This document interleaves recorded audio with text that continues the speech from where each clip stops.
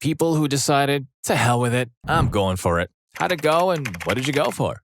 Been dealing with a bad bout of stress and related muscle pain for about a month. I use a pen from time to time, and last week I was at the smoke shop and I noticed those gummies they sell. I asked the guy behind the counter about the gummies and if he had any suggestions. Weirdly enough, he didn't really know anything about them. I had been in before and overheard long conversations with the counter people counseling prospective customers.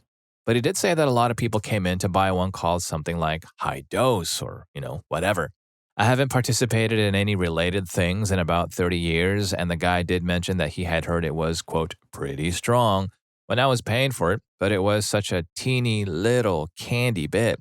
And I got home around 8 p.m., and without even reading the packaging, I opened it, broke the gummy in half, ate it, and started watching a movie. About 30 minutes later, I felt a tiny bit of the old effect, but I felt it was quite muted and insufficient. I know gummies hit different, so I decided to wait another 15, and still nothing. So I decided to YOLO the remainder. I literally thought to myself, screw it, what's the worst that can happen? And popped the other half. Obviously, nothing happened immediately. In fact, I didn't even notice anything more pronounced for quite some time. Once the movie was over and I got up, however, I started to really feel it. By the time I made it to the bathroom and started whizzing, I knew I was in trouble. The thought occurred to me that perhaps I had been taking a whiz for like an hour, or was it 10 seconds? Or was I really even taking a whiz at all? And I still felt the effects continuing to build. The rest of the night was absolutely horrific. I'd wanted to de-stress, but now I was in a full panic. My perception of time was intermittent. I don't quite know how to explain it, but I felt mentally trapped, like my thoughts and spirit were pinned under a collapsed building. I was overcome by a feeling of doom and fear. My legs were shaky and I felt I couldn't breathe. I tried fighting back with logic, but my thoughts were too slippery to get a foothold against the waves of fear and panic. The only thing that helped a tiny bit was unsteadily pacing in the living room with the TV on. I think I finally went to sleep around 4 a.m., woke up the next morning for work, and it was slightly better, but I was still a total mess. I thought I had broken myself and I was just going to be stuck like that forever. I finally looked at the packaging and realized it had been a 1,000 milligram gummy. Holy crap. This is why you can't take me places. Yeah, you've messed up pretty bad when even the act of taking a whiz becomes a sort of philosophical debate while you're standing there. Story 2. It's a long story. I was at a work event a while ago, mandatory fun and all that. But this one was at a pub at least. We were all seated at this one long table, sort of self-aggregated by team, with myself near one end of it. I was busy chatting away with my fellow senior engineers with zero reason to go anywhere when I overheard a girl speaking Spanish at the other end of the table. Curious, I looked over to find the speaker was our new intern, a pretty Chinese girl. As I came to find out later, she had done a foreign exchange program in Peru and came to love the people and the culture, returning several times after the program was over to visit various places around the country. That day at the pub, she was apparently showing off her newfound mastery of the Spanish language to another intern, some Spanish guy, when I overheard them. I couldn't just let this go, so I wandered over and tried to get on her radar. By chance, I too spoke pretty decent Spanish at the time, having just gotten out of a long relationship with a Bolivian girl. In fact, we had been in Peru literally at the exact time as the intern, on our last trip together as a couple. We even went to the same places on the same days. She literally might have overheard us arguing. A truly remarkable coincidence. Needless to say, I omitted some of the details as I struck up a conversation.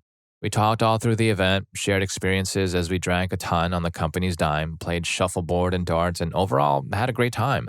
By this point, the dude was mad-dogging daggers into my soul, making it known with every fiber of his being that my continued presence was a most unwelcome development. Pretty sure he had arranged to be her ride home and was still clinging to the hope that he hadn't completely struck out that evening. He milled about for a while, made some noise and gestures, but eventually left.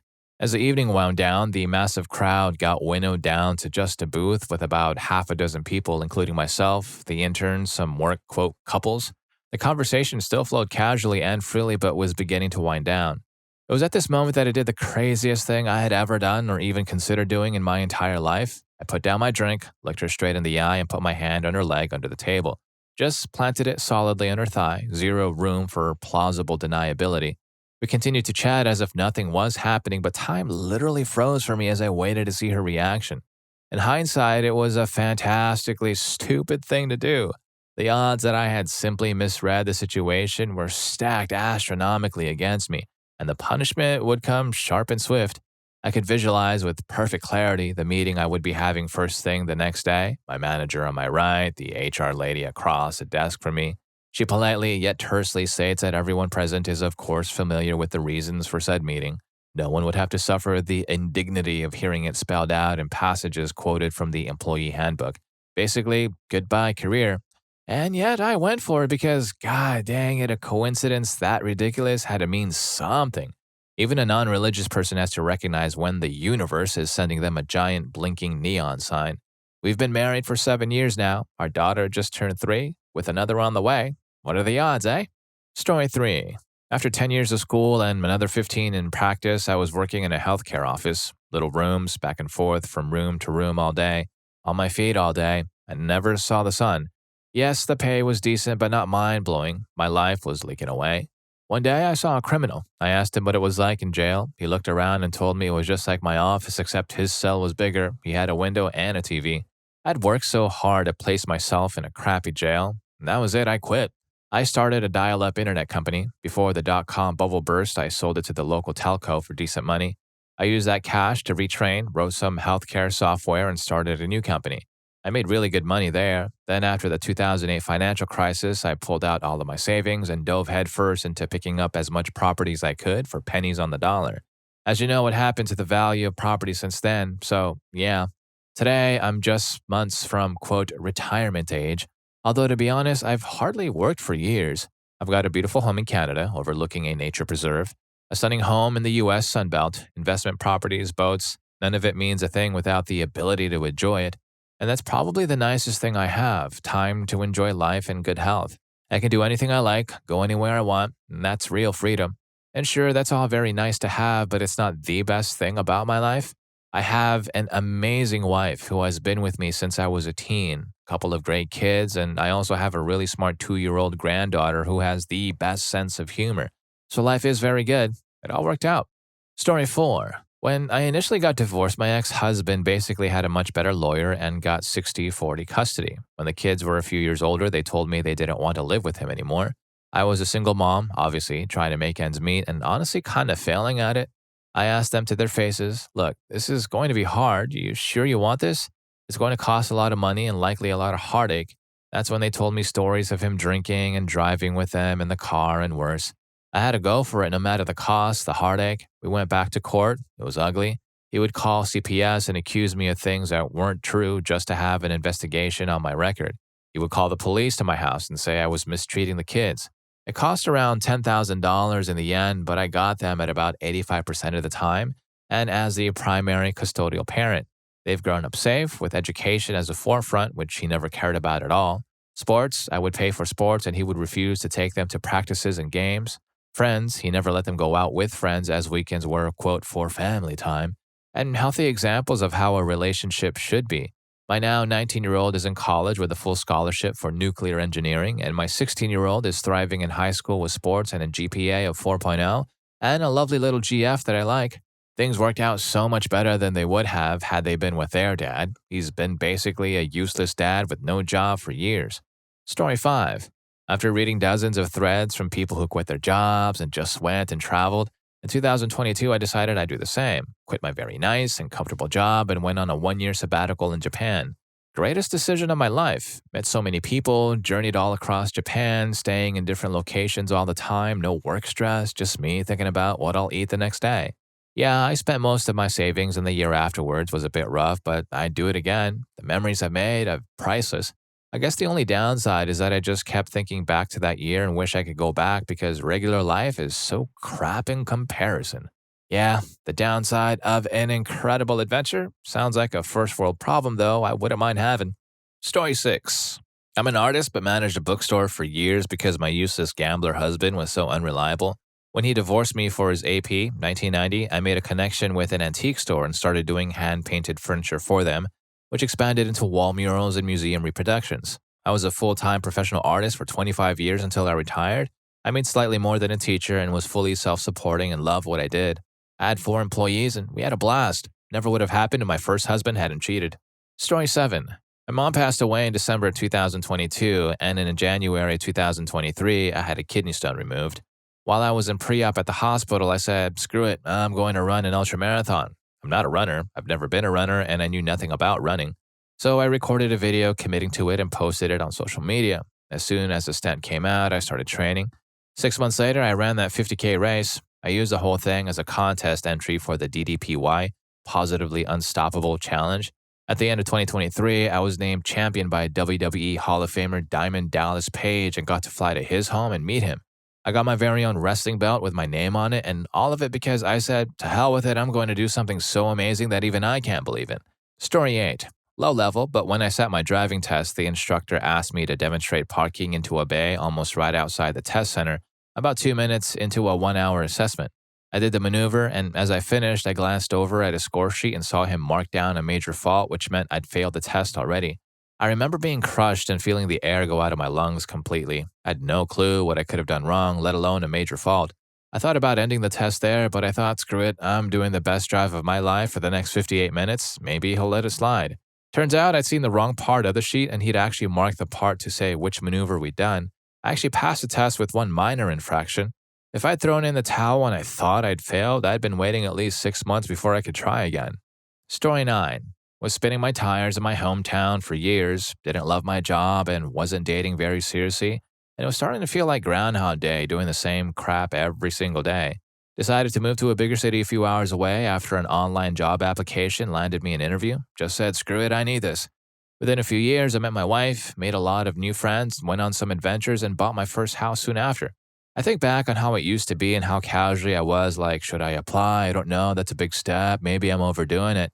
And the thought of never doing it and having stayed in that old life terrifies me now. Story 10. In my first year of undergrad, I was the final person to be cut, limited spots, and not offered the job in the co-op program I had applied for. The next year, I went out to try and get another co-op, and as I was leaving the interview hall, I saw the same guy who had interviewed me the previous year for the company I had just barely not made the cut with, and he was alone at the table. I figured, what the hell, and approached him and told him I was still interested in the job. My other interviews that year didn't pan out, but he did call me back and offer me the co-op. I'm currently in my 20th year of working for that company. Story 11. 6 years ago, I decided to get a PhD in STEM and moved away from home after getting into a program. In that time, my mom's cancer has come back twice, nearly ending her both times from acute kidney failure the first time and ventricular tachycardia the second time. 2020 wreaked its havoc. My dad passed away right before the lockdowns. My grandfather passed away a year later. My advisor did and said a lot of toxic stuff throughout this. I eventually slipped into a deeper depression and ended up on leave of absence in 2022 due to said depression with no intention of coming back. Then decided I had nothing better to do in life and went back anyway, rejoining the toxic lab environment. Immediately upon my return, my advisor declared I could no longer use my first project in my thesis, and I've since been working my back off, finishing 3 completely fresh / untouched projects between the start of 2023 and now. And I'll be defending my thesis in a few weeks, just in time for a new president-elect to presumably slash academic funding, gut the government sector, and likely damage the private sector through tariffs and enacting anti-STEM / anti-healthcare policy. It's been a wild, depressing ride through and through. Story 12. Used to see a really pretty girl across a library in college, spent an entire semester telling myself that one day I'd work up the courage to go talk to her. I was hanging out with the librarian one day, an old family friend, and when I heard someone walking behind me, told myself, if I turn around and it's that girl, I'm going to ask her out. I knew full well it wouldn't be her when I made that little pact. There were thousands of people at that college. Well, I almost fainted when I turned around. Guess who? I managed to choke up a 2-liner from my favorite movie and we became friends. She was just out of a bad breakup and wouldn't commit to anything. But after months and months, she gave me a chance. Over a decade later now, and we're still together, 2 wonderful kids and a pupper. If you get a chance, take it. Take it while you got a chance. Yep, you know you found the one when you can quote cheesy movie lines to them and they don't immediately run away screaming. Story 13. Left a POS, found out I was the side chick after years together, stayed and let him manipulate me a little longer after I found out, so it wasn't a real relationship I left. Because I met a man at the frickin' club where I was dancing that just felt different. I was obviously at a low point in my life. I broke my boundary of not talking to customers outside work for him. He told me to jump in with both feet, that he would treat me right, that a couple should be best friends, and he wanted to learn how to love me. He knew about POS, dude. I was honest. Screw it. Worst comes to worst, I'll go back to the club. We're married. Son is about to turn 1, and he treats me like a freaking queen. Still opens the car door for me when he's upset with me. He puts us first, always, and we invest in each other and help each other grow even when it's uncomfortable. Story 14. Was down bad after a divorce and losing my job right after. I was doing odd jobs to make ends meet for 3 months. One night after dinner, I get a call from a woman asking for me and if I'd be interested in a job. I asked what the details were, and they were real vague. You'd be driving around, doing their tasks, getting groceries, taking care of kids, traveling some, just whatever he needs. And they wouldn't discuss pay or anything. Said screw it, took the interview the next day and met in a high-rise downtown. It was about 5 minutes long and again was real vague about my job role and pay. Again, I said, what do I have to lose, and went with it. Ended up working for him for 8 years and was paid very well. They took care of my daughter through several medical emergencies, got to see the world and fly private the majority of the time. I don't work for him anymore, but he has landed me with great connections that have helped me through my career. Story 15. After I got my first place, a trailer in the woods, I got really stoned one night and watched The Notebook. It made me miss my kindergarten crush so much. We were best friends through school, dated on and off, and I had moved out of state. But I broke a lease, left everything, packed a box and my puppy and drove 15 hours straight to surprise him at his college apartment in the middle of the night to be with him. He had 3 roommates and a girlfriend. So me and the puppy lived with him and his 3 roommates for a few months before I decided the timing was wrong, obviously. A few years later, he flew down to my apartment and moved me and my pup up to a house we still live in to this day. We'll be married 13 years in April. Story 16. My closest friend and I decided to move 6 hours away from home after graduating university. When you know one in the city and the job I moved for only paid $8.50 an hour. Yes, a college graduate moved away from his home to pursue a job that paid $8.50 an hour. But that was back in 2000, so it wasn't too bad. Anyway, I took that job and worked my way to the top, used that experience to find another job that paid better and had much better benefits. Currently, I make well over $100K, have great benefits, and am married. I guess the point is, don't be afraid to start at the bottom. Don't let your pride put you in a place where you think you deserve more. You'll deserve more when you prove yourself. If I didn't take that entry-level job for that measly pay, not sure where I'd be right now. Story 17. I grew up in a physically and emotionally cruel family. Had no idea what a healthy relationship looked like till my 30s.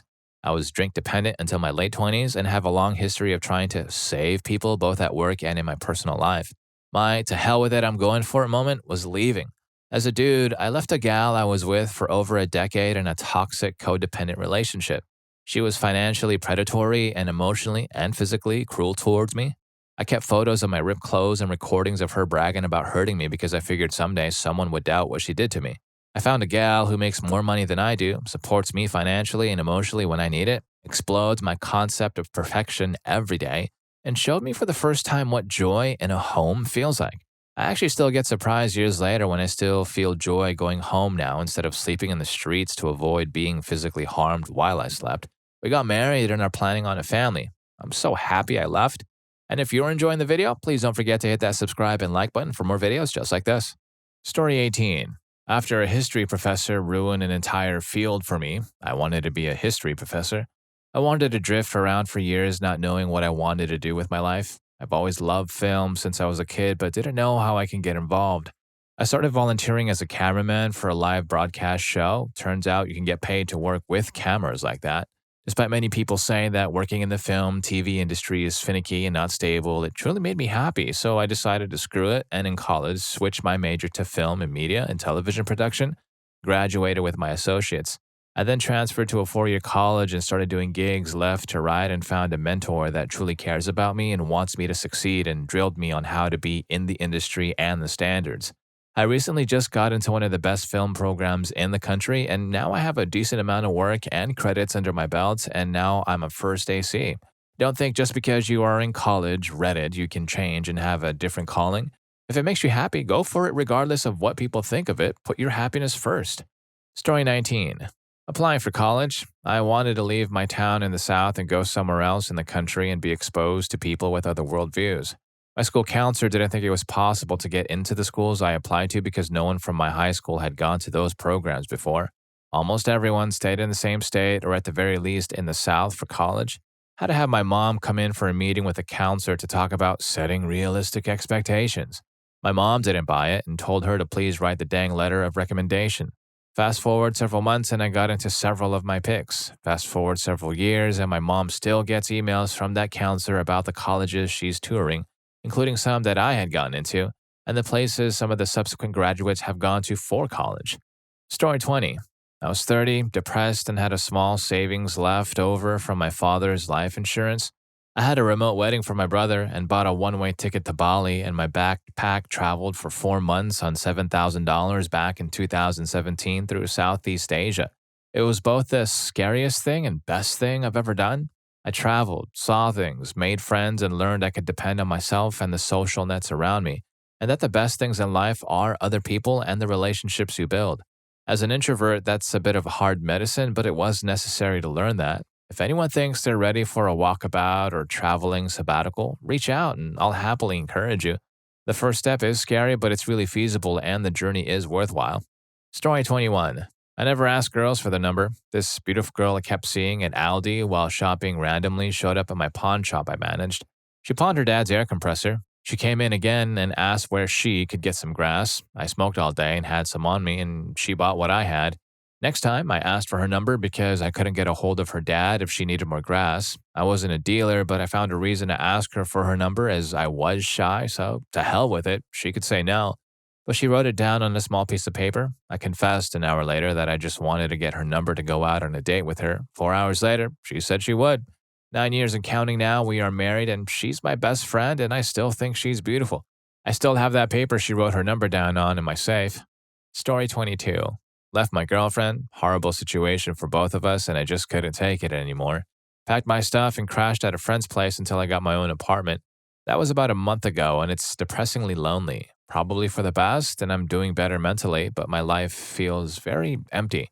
I don't really have close friends, and my social circle is very small. Kind of kicks in really hard when I come home from work and just have nobody to hang out with, really. I'm in a dart league, so that 2 to 3 hours is really the only social aspect I have every week. I suck at making friends and meeting new people. Meanwhile, she has a lot of friends downtown and likes to go out all the time. So I know she's out having fun with everyone, and I'm just kind of sitting here night after night wondering what to do now. Story 23. I've done it twice. Once I was moving to my current city, barely had 2 coppers to rub together, moved down with no idea where I was staying. Flirted with homelessness a few times, but eventually ended up on my feet. It was crazy at the time, but I've been here 20 years, longer than I've been anywhere else. Met my husband down here, met my best friends, some of my family moved down here too, and I regret nothing. Second time was about 4 years ago. I was a couple of years back into work after having time off raising kids, working a go-nowhere job in a place that was about to close down.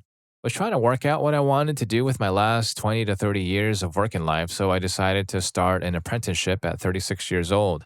It was stressful, we didn't have a lot of money for a few years, and luckily my husband's pay was enough to cover the deficit of my salary. There was a lot of work, and I definitely thought about giving up a few times, especially mid-lockdown stuff while trying to work, study remotely, deal with 3 kids, schooling remotely, and all the mental breakdowns that came along with it. But I stuck with it, and now I'm 40 and fully qualified, working in a fantastic place doing a job that I love. Sometimes stuff doesn't work out, but through a great deal of stubbornness and a lot of hard work and luck, mine did.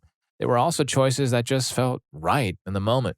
Story 24. When I was getting ready to get out of the restaurant industry into pretty much anything else, I had a couple problems as I'm old school and wanted to give 2-week notice before moving on. They did me right, and I didn't want to burn them. 2 interviews went well, but naturally they wanted me starting right away, and with finishing up elsewhere, I missed out. To BF, I don't think I've actually liked these jobs anyway. So I quit my job, relying on 6 months savings to keep me afloat. After 3 or 4 months, if I didn't get going, I would just fall back on a cooking job and try again later. While I wasn't going to be finished at the job on the Friday, we had an interview that morning. I worked afternoons, and I was hired and started the following Monday. So the transition was real quick, and I don't have to worry about dipping into the savings. Story 25. I was 25 and I had just received my nursing degree, and my dad passed away 3 weeks after I got my degree. I was mentally lost because I became a nurse honestly because my dad was a doctor and that was his dream. I was beside myself when he only got to see the beginning of my career and decided I had to get out of the state I was in. I opened a physical map of the United States, closed my eyes, and just put my finger down where it went, and that's where I moved. I ended up in Oregon from Iowa, and it was just a fantastic experience. I'm back in Iowa now, long married with children and so on and so forth, but that was one of the most empowering experiences of my life and I will never regret it. Story 26. I took a job in the late 90s for a networking firm that I didn't think I was qualified for. It turns out I was more than qualified and I thrived. The company was booming and life was good. After 10 years, things kind of turned around and suddenly, according to my boss, I became an idiot, unreliable, untrustworthy, and underskilled. This was beaten into me for 7 more years and affected my mental health. I actually had to go into therapy over a person with a failing business telling me I was worthless. At one point, I said, screw it, and put my resume out there. Within 2 weeks, I had a job offer for an awesome company. It turns out all the stuff my old boss was saying was stemming from poor management decisions and he needed a scapegoat. Been here for 10 years and I could see myself retiring from this place. It's a great place to work and my salary has literally doubled since I left. This cements the old saying, always bet on yourself. Story 27. I was living in NYC with a boyfriend who was emotionally cruel. I hated everything about my life, hated NYC, hated him, but felt so trapped. I woke up one morning and decided it was time for a change. That same day, I broke up with the BF, told my boss I was either quitting or they would have me work remotely, and bought a one-way ticket across the country. I had nothing lined up on the other side, no job, very little family and friends, but I was done. Best decision I've ever made in my life, and I'm still proud of myself for making the jump. First day in my new state, I met my now husband. The job kept me remote, and I built a beautiful community of friends and new family. Never looked back. Story 28. Quit my job I hated as an LEO to pursue IT. Had no backup job. Stupid, I know, but I hated every second of it. And a less than 1-year-old child and girlfriend who was a stay-at-home mom. Landed a job doing landscaping a week later to make ends meet / insurance, who was flexible enough to allow me to go to some of my classes. Within the first year of community college, got a cushy help desk job making more money than my LEO job. 1 year later, making more than an executive LEO staff, something like 4 to 5 years later, making more than the chief of police, which probably would have taken a 15-plus year career to get to that level, if at all. I say all these because I think my career trajectory and what my life would look like now if I stayed a cop, I'd probably be living in low-income housing as I was when I was a cop, definitely some mental health issues, depression, etc., and not be nearly as comfortable in having the quality of life and financial freedom for my family. It was one of the single best decisions I had ever made in my life. Story 29. Matched with a guy I found really cute on a dating app and we chatted on the app for like a day or so. A couple of days later, we matched on the app. We had a 4.5-hour conversation over the phone. Following day, we're talking and he's like, I don't usually do this right off the bat, but would you like to come over tonight and hang out? I hesitated for a minute or so, but I was like, yeah, all right, screw it. Let's do this thing. We hung out all night and I ended up sleeping on his couch that night because he was too tired to drive me home. I live an hour away and don't really drive, especially at night, so he had to come get me, which was fine with me. He is the kindest, most generous, most respectful man I have ever met in my entire damn life. Also one of the geekiest, which I love because I'm also a huge nerd. It's been 2 months and we're still having a hell of a good time together when we can see each other, which is difficult due to opposing work schedules plus the distance. But we talk every day on the phone and have a grand old time. Plus, his dogs love the crap out of me, but they're dogs, so they'd probably love anyone who gave them affection, but still, it's nice to know they like me. Story 30. When I decided to go into residential treatment for my disorder, I was going with blind faith in my outpatient psychologist that the emotional hell I was living in would improve if my health and weight improved. I was going for it in the sense that I was capitulating and letting go of behaviors I had for like 20 plus years. I spent 6 weeks in the inpatient unit, eating, therapy, med changes. I am in a larger body now, but in therapy, slowly recognizing that I am more at peace, not totally, but not paralyzed by anxiety worsened by malnutrition. It's still a daily struggle with disordered thoughts, but I am a better spouse and coworker. I took a leap of faith and I'm thankful for my supportive family and outpatient team. Story 31. I started dating this guy who would go on trips into volcanoes. He invited me with him to Vanuatu when we'd been dating for about 3 months. I said no because it was so expensive and I didn't feel like I could take the time off work. I've never felt deeper regret, realizing this was an opportunity very few people get. The day he got home, I told him, I don't care when or how much it costs. Next time, I'm going with you. He came to me super excited about a year later to announce the next trip was in the works. I matched his energy until he was like, guess where we're going? I assumed I was going back to Vanuatu, but he called me, no, pack your bags, we're going to the Congo. My dad is famously referred to as Liam Neeson by my friends because he has made a point in the past to prove that he can get boots on the ground to find me anywhere in the world. When I told him about this trip, he was scared. He begged me not to go, but I wasn't going to miss the opportunity again. As the trip got closer, he called me and told me emphatically, "Please don't go. I cannot help you there. I can help you anywhere, but not there." And that really freaked me out, but I didn't back down.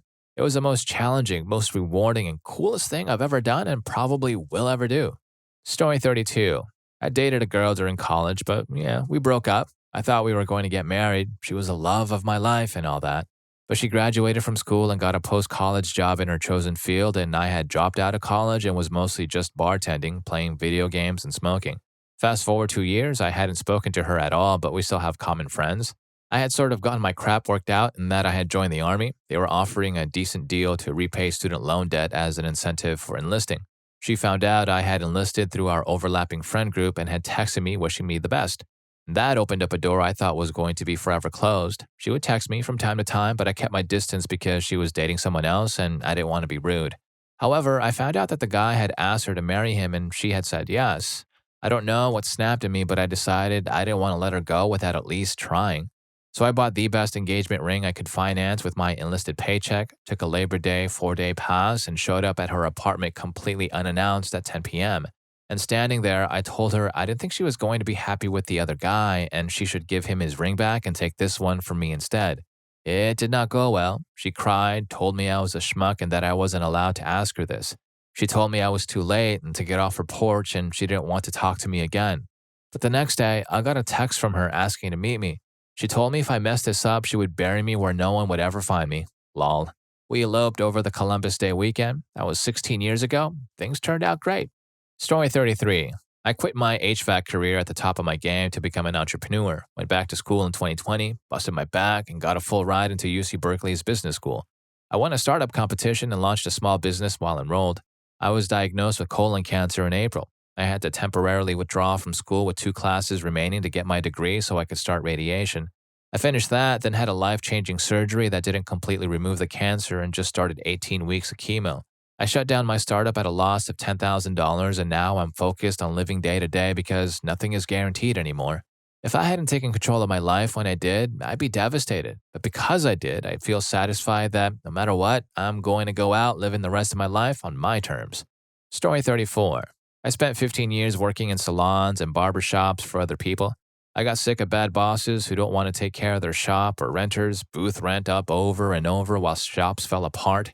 So last year when it happened again and the owner was a schmuck during it, demanding I call him on my weekend off despite not actually being an employee, I rented space from him so technically he's more of a landlord than a boss, and was rude to me the entire time, I decided I was done, so I opened my own place. It took nearly a year between getting a building permit, the build-out, etc. I had to spend 2 to 3 days a week working on it, between applying for the building permit, writing a business plan, getting insurance, a bookkeeper, etc. And then there was the whole build-out process. I paid contractors to get me to a drywall shell and then did the rest myself with a client who's a carpenter and a friend with a lot of power tools. I installed floors, trim, painted everything, and replaced 2 doors, installed half the plumbing fixtures. Oh, and I also had to build a website. Took 11 months total. I opened in July. My numbers aren't exactly where I want them, but I have consistently been able to pay the bills for the shop, pay my own bills, and have a little spending money for the weekend. Soon I'll be hiring renters, and that will help a lot. And for being open for less than 4 months and not being in the red, I'm doing really well. And overall, I'm way happier. I work longer hours and spend more time at the shop as I add on to it. Lights, shelves, retail, decor. And I'm usually wiped out by the weekend, but it's all worth it because I don't have to pay money to someone who won't take care of their shop or adhere to their rules. And my clients are way happier with this shop. If you want something, you have to go get it. It will not be handed to you. You got to really want it and have the drive to get it. Story 35. Switched jobs and went back to school in my 30s. I worked as a bartender for 15 years, decided it might not be a good career for when I was in my 50s. So I decided to try law school on the side. Was friendly with a lawyer who frequented the bar I worked at, and he offered me a job at his firm. So I thought, screw it, and I went from nights tending bar to sitting behind a computer all day. The switch was hard and still is 5 years down the line. I'm used to the office life now, but it's not that interesting, and I feel like I have much less free time even though I work fewer hours. The job pays so much better and helps me with studying, but I prefer being physically tired to being mentally tired at the end of the day. Plus, tending bar was so much more fun. I'm still studying and I'm getting closer to the finish line, but I honestly still miss working in hospitality. I plan on finishing school, but I'm not sure what I'll do after graduating. But if you're sure you like these stories, here's more for you. YouTube thinks you're going to love this. I'll catch you in that video.